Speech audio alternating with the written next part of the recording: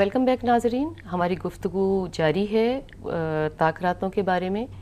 طالب صاحب، جو لوگ طاق راتوں سے کے بہت زیادہ انٹینسلی انتظار میں رہتے ہیں نا، میں نے یہ بھی دیکھا ہے کہ یہ مذاق کی بات نہیں ہے کہ اگر طاق راتوں میں لوگ کہتے ہیں جی ہم نے بہت عبادت کرنی ہے، لیلۃ القدر 27ویں کو ہم نے بہت عبادت کرنی ہے، تو وہ پھر پچھلی رات انرجی بناتے ہیں کہ آج رات نہیں جاگتے، صحیح سے سو لیتے ہیں تاکہ کل جاگنے کی انرجی ہمارے پاس ہو۔ اصل میں مسئلہ کیا ہے؟ مسئلہ یہ ہے کہ طاق راتوں کو اگر ہم ڈھونڈنے کی کوشش کریں گے اور اس میں ہم لیلۃ القدر پانے کے لیے صحیح کریں گے تو ہمارے دل میں جذبہ پیدا ہوتا ہے کہ ہم اس میں کچھ زیادہ کریں، تو زیادہ کریں گے تو ظاہر ہے وہ اضافی تو ہوگا طاق راتوں میں، ایٹیٹیوڈ ہی ہے نا، ہاں ایٹیٹیوڈ کی بات ہے، جو زیادہ کی طرف لے کے جا رہا ہے۔ اگر اس کا یہ نتیجہ نکل رہا ہے کہ باقی وقت جو ہے وہ نیگلیکٹ ہو رہا ہے اور اس کو ہم ضائع کر رہے ہیں، یا اس میں ہم نے ایسی چیز کر لی ہے کہ جس کے نتیجے میں ہم رمضان کے مقصدی سے دور ہو گئے، تو یہ مناسب بات نہیں ہوگی۔ ہاں یہ ٹھیک ہے کہ طاق راتوں میں آپ اضافی وقت جاگیں گے یا اضافی عبادت کریں گے، یا کوئی مزید آپ پڑھتے ہیں، قرآن مجید زیادہ پڑھ لیتے ہیں، یا دعائیں زیادہ کرتے ہیں، یا نفل زیادہ پڑھتے ہیں، تو اوکے، یہ بالکل ٹھیک ہے۔ باقی وقت کو بھی اسی مقصد کے تحت آپ کم کر لیں، زیادہ کر لیں، یہ تو ہوگا، لیکن فرض کی ادائیگی تو ضروری ہے، فرض کی ادائیگی یہ تو ضروری ہے، نفلی عبادت ہو رہی ہے، یہ نفلی عبادت ہے، تو وہ فرض کا ختم ہو جانا یا رمضان کے احترام کا ختم ہو جانا یا رمضان کے باقی دنوں کے بارے میں بے پرواہی پیدا ہو جانا، یہ نتیجہ نکلنا ٹھیک نہیں ہے۔ جیسے آخری عشرے میں لوگ وہ صلاۃ التسبیح مغفرت کا چونکہ ہے عشرہ، تو تیسرا کلمہ پڑھتے ہیں، صلاۃ التسبیح پڑھتے ہیں، اور صلاۃ التسبیح پڑھ کے سمجھتے ہیں جی پورے عشرے کا ہمارا کام ہو گیا ہے۔ تو صلاۃ التسبیح کی بتائیں کہ حضور پاک سے کوئی سگنیفیکنس ہے، کوئی ہمیں حدیث یا روایت ملتی ہے؟ دیکھیں، روایات میں تو نبی صلی اللہ علیہ وسلم سے اس نماز کی نسبت تو بہت کبھی روایتوں سے نہیں، بہت زیادہ لوگ ویسے پڑھتے ہیں، ہاں یہ تصور بہت عام ہے، اور ریگولر لائف میں بھی ہر جمعے کو بھی لوگ پڑھتے ہیں۔ جی، اس کا بہت اہتمام کیا جاتا ہے کہ صلاۃ التسبیح ایک پوری نماز کے طور پر متعارف ہے۔ تو اگر یہ سوال کیا جائے کہ کیا نبی صلی اللہ علیہ وسلم کی طرف سے یہ نماز جو ہے سکھائی گئی ہے، تو یہ بہت کمزور ہے اس معاملے میں جو روایات ہیں، اور بلکہ بعض لوگ تو کہتے ہیں کہ یہ گڑھی ہوئی روایتیں ہیں، یہ صحیح روایتیں نہیں ہیں، اور اگر گڑھی ہوئی نہ ہوں تو کم از کم اس میں کمزوری بہت زیادہ ہے۔ مطلب حضور پاک نے کبھی صلاۃ التسبیح پڑھی؟ نہیں، اس طرح کا کوئی بیان نہیں، اس طرح کوئی بیان نہیں ہے۔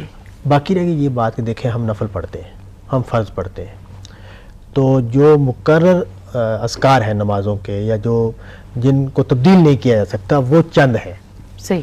باقی جگہوں پر کیا ہم نے کیا کرنا ہے؟ مثال کے طور پر آپ دو نفلوں کو ہم اگر زیر بحث لائیں تو سورہ فاتحہ جو ہم نے لازماً پڑھنی ہے، اللہ اکبر مختلف موقعوں پر اللہ اکبر ہم نے کہنا ہے، رکوع سے اٹھتے اور رکوع میں سجدے میں جاتے ہوئے ہم نے کچھ کلمات کہنے ہیں، قرآن مجید کی ہم نے تلاوت کرنی ہے۔ یہ وہ چیزیں ہیں کہ جو جہاں ہم کوئی اور چیز نہیں لا سکتے، سورہ فاتحہ کی جگہ پر کچھ اور نہیں کہہ سکتے، اللہ اکبر کی جگہ پر کچھ اور نہیں کہہ سکتے، سمع اللہ لمن حمدہ کی جگہ پر کچھ اور نہیں کہہ سکتے۔ باقی جو اذکار ہیں سورہ فاتحہ پڑھنے سے پہلے، جب قیام میں ہم کھڑے ہوتے ہیں، اسی طرح رکوع میں ہم جب چلے جاتے ہیں، سجدے میں ہم جب چلے جاتے ہیں، تو ہمیں معلوم ہوتا ہے روایات سے کہ نبی صلی اللہ علیہ وسلم نے کہا کہ قرآن کی تلاوت نہ کرو، باقی تسبیحات جو مرضی کرو، جو مرضی دعائیں کرو، اور حضور نے بھی جتنی مرضی کرو، حضور نے بھی اس میں دعائیں سکھائی ہیں۔ تو اگر کوئی نفل اس طرح پڑھتا ہے کہ میں 15 مرتبہ یا 20 مرتبہ یا 21 مرتبہ 16 مرتبہ، کوئی عام طور پر طاق ہی پڑھا جاتا ہے اور حضور نے بھی اسی کو پسند فرمایا، تو کسی طاق تعداد میں آپ کوئی بھی تسبیح زیادہ یا کم کر لیتے ہیں تو نفل عبادت ہے۔ یہ سارا کام اس میں اوپن رکھا گیا ہے، اس میں کوئی مطلب وہ یہ نہ سمجھے کہ میں ایک سنت کو فالو کر رہا ہوں، لیکن ایز اے عبادت کوئی تسبیح نماز پڑھنا چاہتا ہے، اور وہ آپ کہہ رہے ہیں کہ کسی بھی ذکر کو تسبیح بنانا چاہتا ہے تو کوئی قباحت نہیں، اس میں کوئی قباحت نہیں، جی صحیح، وہ جتنی چاہے کوئی تسبیح کرے۔ لیکن جو حاجت کے نفل ہیں وہ تو حضور پاک سے روایت ہے نا؟ ہاں جی، نبی صلی اللہ علیہ وسلم نے، دیکھیں ہم اللہ تعالیٰ سے کوئی چیز مانگنا چاہتے ہیں، ہم سارا وقت ہی مانگتے رہتے ہیں، تو اگر ہم اس کو مانگنے کے عمل کو نفلوں کے ساتھ کر لیں تو اس میں ہم ایک زیادہ اطمینان ہوتا ہے، زیادہ اللہ سے توقع ہوتی ہے، قربت کا احساس، ہم نے پہلے حاضری دی اور نماز پڑھی اور اس کے بعد ہم نے دعا کی، تو بالکل ٹھیک ہے۔ یہ حضور سے بھی حضور سے اس کا اجرا معلوم ہے، اور یہ سمجھ میں بھی آتی ہے بات کہ یہ بالکل ٹھیک ہے، ہم قضا حاجت کے لیے بھی نماز پڑھ سکتے ہیں۔ اچھا، اس عشرے میں جمعۃ الوداع آنا ہے، تو جمعۃ الوداع کے بارے میں بھی ہمارے ہاں ہے، لوگ بڑا اصرار کرتے ہیں کہ یہ جمعۃ الوداع آ گیا، یہ جمعہ لازمی پڑھنا ہے، اور یہ بڑا خاص دن ہے۔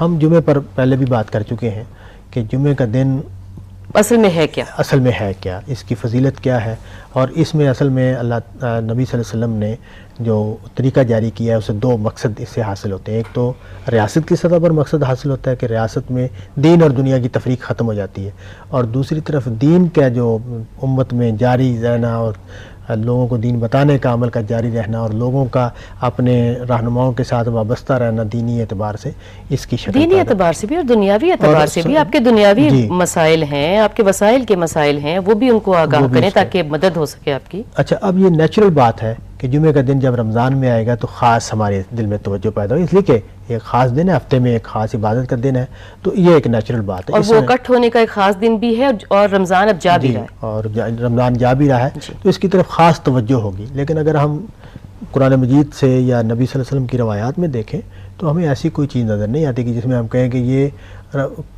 جمعۃ الوداع کوئی خاص جیسے 27ویں کی سیلیبریشن ہے ایسے جمعۃ الوداع کی سیلیبریشن کوئی نہیں ہے. اس طرح کی کوئی چیز نہیں ہے. وہ بھی لیلۃ القدر ہے اصل میں. 27 کے ساتھ تو ہم نے سہولت کے لیے اس کو خاص کیا ہوا ہے. قرآن پاک تراویوں میں وہاں مکمل کر لیتے ہیں، لائٹس لگ رہی ہیں مسجدوں میں، مٹھائیاں بانٹ رہے ہیں. ہاں اس طرح وہ ٹھیک ہے، وہ یہ تو ہماری تدبیر کے اور سہولت کے مسائل ہیں. لیکن یہ ہے کہ یوں نہیں ہے کہ جمعۃ الوداع جو ہے وہ کوئی الگ دن ہے.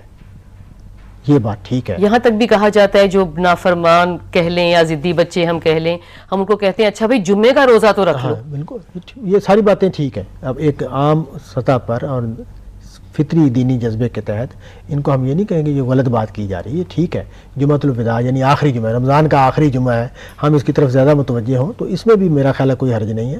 لیکن میں تو صرف یہ کہنا چاہ رہا تھا کہ بھئی اگر یہ سوال کیا جائے کہ کیا حضور نے اس دن کو خاص بیان کیا ہے تو ہمیں اس طرح ہی کوئی طالب صاحب یہ پتہ لگنا بہت ضروری ہے کہ ٹھیک ہے بہت کچھ کرنے میں بہت ثواب بھی ہے، نیکی بھی ہے، آپ کسی غلط جگہ پہ وقت بھی نہیں گزار رہے، مگر اس بات کا پتہ لگنا بھی بہت ضروری ہے کہ قرآن اور سنت میں یہ وہ چیز کہاں کھڑی ہے. جی اس لیے کہ وہ قرآن اور سنت میں جو چیز کھڑی ہے وہ تو اگر آپ کے پاس تنگی بھی ہے تو آپ نے اس کے لیے وقت نکالنا ہے، بیکاز اس پہ آپ کی سزا اور جزا ہونی ہے. باقی چیزیں کرنے میں ممانعت تو نہیں ہے، مگر وہ چیزیں فرض ہیں، وہ ہم نے پہلے کرنی ہے نا. بالکل ٹھیک. اس لیے ان کی انفارمیشن ہونا آپ کو بہت ضروری ہے. ممانعت نہیں ہے کچھ کرنے سے، مگر ایسا نہ ہو کہ آپ یہاں لگ کے فرضوں میں کوتاہی ہو جائے. بالکل ٹھیک، یہ پتہ لگنا بہت ضروری ہے. اور طالب صاحب ایک وہ جو پڑھتے ہیں ہم قضاء عمری پڑھتے ہیں یا قضاء نمازیں پڑھتے ہیں، وہ بھی زیادہ سے زیادہ لوگ پوری کرنے کی کوشش کرتے ہیں رمضان شریف میں، یا نارملی بھی ہر نماز کے ساتھ فجر کے ساتھ فجر کی قضاء پڑھ لی، ظہر کے ساتھ ظہر کی قضاء پڑھ لی. حضور پاک سے اس کی بھی کوئی سگنیفیکنس ہے، اور اسپیشلی رمضان کے حوالے سے یا آخری عشرے کے حوالے سے؟ بالکل. دیکھیں قضاء نمازوں کا قاعدہ کیا ہے. نبی صلی اللہ علیہ وسلم نے تو کوئی نماز قضا کبھی کی نہیں. جنگ احزاب میں ایک موقع پر حضور کی نمازیں چھوٹ گئیں تو آپ نے اکٹھی پڑھی ہیں. اور اسی طرح ایک فجر کی نماز کے بارے میں آتا ہے کہ سو گئے حضرت، آنکھ دیر سے کھلی، آنکھ دیر سے کھلی، تو جب حضور اٹھے اس وقت آپ نے جماعت کروائی اور نماز پڑھی. اور اس حوالے میں یہ بھی بات کرتے ہیں کہ اگر فرض کریں کہ آپ ہیبیچول نہیں بنا رہے اپنے آپ کو اور آپ کی فجر پہ کبھی نہیں آنکھ کھلی تو جب بھی کھلے زوال سے پہلے اس کو آپ ادا کر لو. پڑھ سکتے، جب بھی آنکھ کھلے آپ نماز پڑھ سکتے ہیں. اب اور ایک اور دلچسپ بات یہ ہے کہ نبی صلی اللہ علیہ وسلم سے کسی شخص نے یہ نہیں پوچھا، ہمیں روایات میں نہیں ملتا کہ جی جو نمازیں رہ جائیں ان کا کیا کریں. اس کا مطلب یہ کچھ لوگوں نے یہ بھی نہیں پوچھا کہ میں آج ایمان لایا اور جو میری زندگی پچھلی گزری ہے مجھے وہ سمجھ میں آتی ہے کہ وہ صحیح نہیں تھی، میں چند دن یا چند مہینے یا چند سال پہلے ایمان لیا تھا، کیا ان نمازوں کو مجھے کہیں کمپنسیٹ کرنا ہے؟ نہیں. اس کا جواب حضور نے دے دیا کہ جو آج تم نے ایمان قبول کیا ہے تمہارے پچھلے گناہ ختم ہو گئے، اب تم نئے سرے سے زندگی شروع کرو. حضور نے نہیں کہا کسی مسلمان ہونے والے کو کہ تمہیں اپنی پچھلی زندگی کی نمازیں پوری کرنی ہیں. تو میں ہوں تو بورن مسلم، مگر میں نے آج ریئلائز کیا ہے کہ نماز فرض ہے، تو میں پھر پچھلی نمازوں کا کیا کروں؟ اس میں دیکھیں ہمارے ہاں دو نقطہ نظر ہے. ایک نقطہ نظر تو یہ ہے کہ گن کر نماز پڑھنی چاہیے، تعداد پوری کرنی چاہیے، اور ایک نقطہ نظر یہ ہے کہ استغفار کے علاوہ کوئی راستہ نہیں، ہمیں توبہ کرنی چاہیے. طالب صاحب مجھے یہ بہت بہتر لگتا ہے، کئی دفعہ ایسے ہوتا ہے کہ ہم جب تعداد پوری کرنے میں لگ جاتے ہیں نا تو جو مقررہ وقت کی نماز ہے اس میں بھی کوتاہی ہونے لگ جاتی ہے. ہماری کانورسیشن تو ابھی جاری ہے مگر یہاں وقت ہوا ہے بریک کا. ناظرین ہمارے ساتھ رہیے گا.